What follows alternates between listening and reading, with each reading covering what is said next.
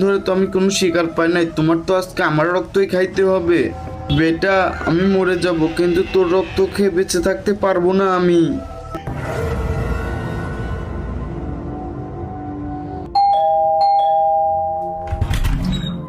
Sir আপনার তো parcel এসেছে। ভাই বাইরে তো অনেক গরম, আপনি ভিতরে আসেন। আরে ভাই আপনি তো এখানেই বসেন, আপনার জন্য আমি পানি আনি। আরে সকিনা, আমার তো অনেক ভালো কাজ হয়ে গেছে, এখন তো আমাদের বাচ্চাদের আর না খেয়ে থাকতে হবে না। আরে এটা আবার আমার কি হইতেছে, আমি এবার এটা কি করে ফেলতেছি, না না এটা করা যাবে না। আরে বাবা এটা তো অনেক খুশির খবর। আরে সকিনা এখন রেখে দিলাম, ঠিক আছে।